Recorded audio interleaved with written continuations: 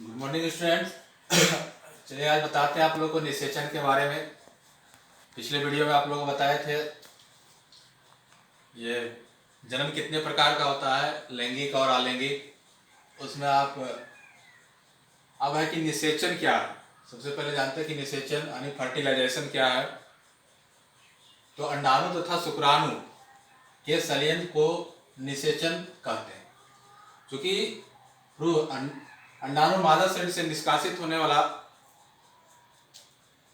और शुक्राणु नर के शरीर से निष्कासित होने वाला एक कोशिकीय सूक्ष्मजीव है, जिसका मिलन को हम लोग कहते हैं निषेचन।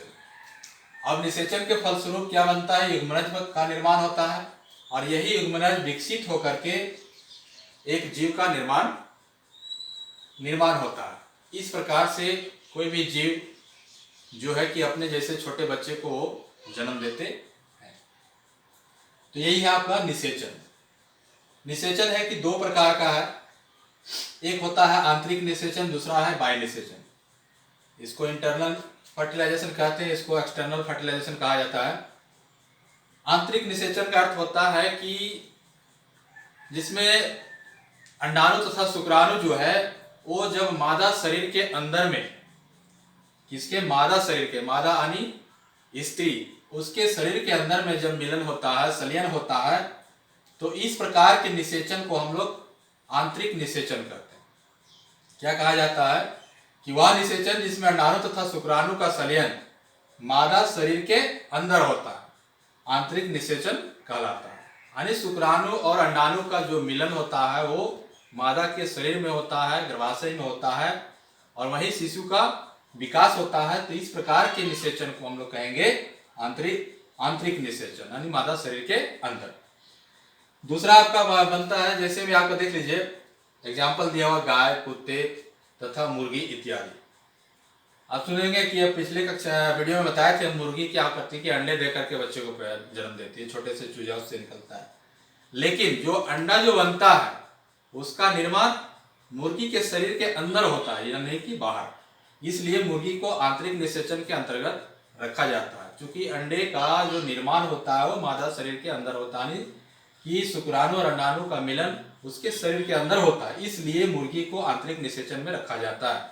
भले ही मुर्गी अंडे दे करके बच्चे को उत्पन्न करती है, इसलिए ये मैंने डाउट ना हो कि मुर्गी को मैंने हम लोग आंतरिक निषेचन में क्यों रखेंगे। उसी का उल्टा आपका बाह्य निषेचन, जिसको हम लोग कहते हैं एक्सटर्नल फर्टिलाइजेशन। बाह्य निषेचन का अर्थ हुआ कि वह निषेचन जिसमें अंडाणु और शुक्राणु का संलयन मादा शरीर के अंदर ना होकर के मादा शरीर के बाहर होता है। इस प्रकार के निषेचन को हम लोग क्या कहेंगे, बाह्य निषेचन कहेंगे। जैसे में आप मेढक को देखे होंगे, मेढक जब मादा मेढक अंडे देती है कहाँ, जल में, क्योंकि जब बरसात का समय होता है उसी समय आप देखे होंगे कि मेढक के छोटे छोटे बच्चे को आप उछलते हुए, जिसको हम लोग टेढ़पोल कहते हैं, तो वो मेढक सबसे पहले अंडे देंगे या किसी जलाशय जहाँ पर जल जमा होते हैं वहाँ पर वो अंडे देते हैं। अंडे देने के बाद क्या होता है कि जो नर मेढक होता है वो उस पर क्या करते हैं, उस अंडे पर शुक्राणु को छोड़ते हैं।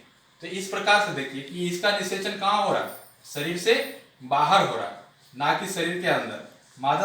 मादा मेढक के शरीर के अंदर नहीं, मादा मेढक ने क्या किया, केवल अंडे को जलाशय में छोड़ा। उसके बाद शुक्राणु का जो मिलन होता है वो क्या होता है कि बाहर से हो रहा है, कि इसमें नर मेढक आपका शुक्राणु को छोड़ते हैं उसी जलाशय में, तब जाकर के इस अंडे में क्या होते हैं कि उस मेढक के छोटे छोटे टेढ़पोल तैयार होते हैं। तो इस प्रकार से मेढक आपका इसका एक उदाहरण है, इसका बाह्य निषेचन का। तो इस प्रकार से आज आप लोग को निषेचन के बारे में बताएं। उसका निषेचन कितने प्रकार का है, 2 प्रकार का बताएं। निषेचन किसे कहते हैं, इसका परिभाषा भी लिखे हुए हैं। आंतरिक निषेचन का भी आपका परिभाषा लिखे हुए हैं। ये आपका परिभाषा आंतरिक निषेचन का, इसी का उल्टा होता है आपका बाह्य निषेचन का।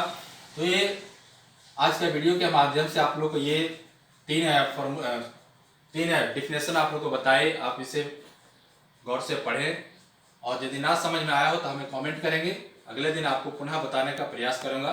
धन्यवाद।